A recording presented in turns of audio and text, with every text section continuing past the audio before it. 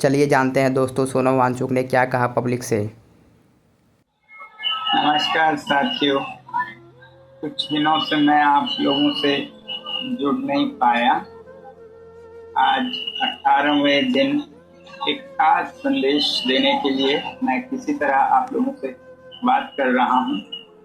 सबसे पहले तो आप लोगों का बहुत बहुत धन्यवाद कि बहुत हजारों संदेश आए मेरे सेहत के बारे में चिंता जताते हुए और मुझे अनशन तोड़कर खाना खाने के लिए कहते हुए।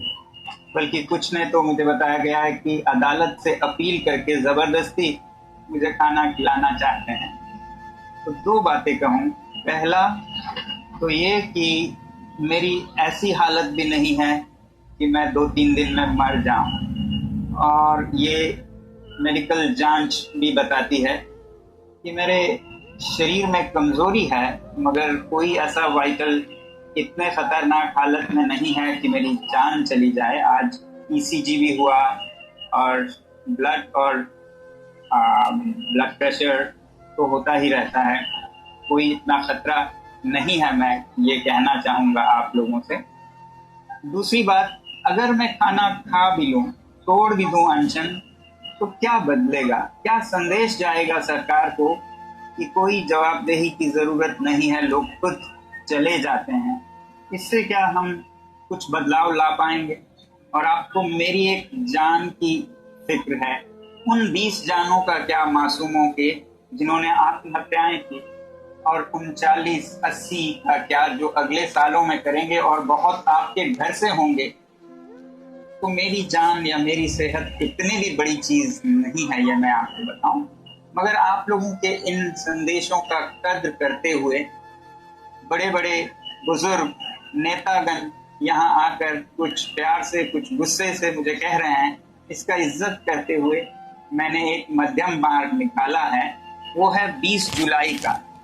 हमारे देश की लोकतंत्र की मंदिर है हमारा संसद, जहां नियम नीतियां बनती हैं।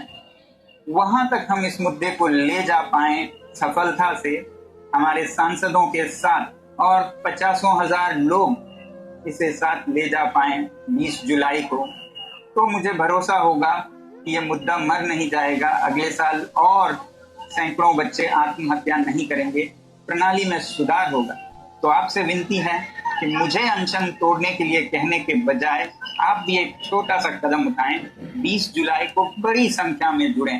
क्योंकि जहां एक तरफ संसद सबसे सर्वोपरि है, तो वहीं सड़क भी कम नहीं है। ये पुअर कजिन है संसद का, और अगर संख्या में लोग आते हैं तो सड़क बड़ी है संसद से भी। डायरेक्ट डेमोक्रेसी कह सकते हैं इसे। तो 20 जुलाई को हम डायरेक्ट डेमोक्रेसी का अभ्यास करें। और मैं तो कहूंगा उस दिन सारे स्कूलों, कॉलेजों, विश्वविद्यालयों से कि वो उसे एक्सपीरियंशियल एजुकेशन का दिन मनाएं, एनईपी के अंतर्गत, न्यू पॉलिसी ऑन एजुकेशन के अंतर्गत।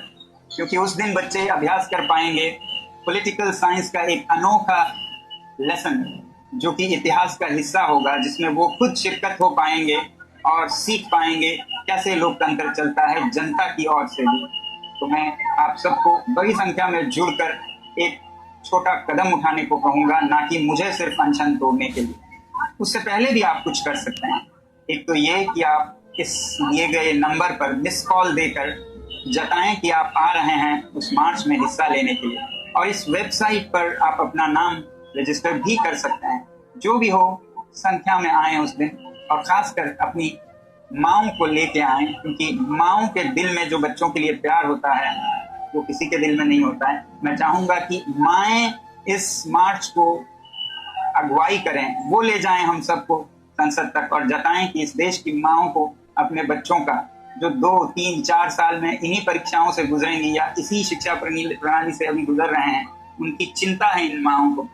तो जो भी हो, आप सबसे 20 जुलाई को मिलेंगे। अगर ये कामयाब रहा तो फिर मैं आपको भरोसा दिला सकता हूं कि जब ये मुद्दा सही हाथों में जाएगा तो मैं चैन की नींद सो पाऊंगा और अनशन भी तोड़ पाऊंगा। तब तक के लिए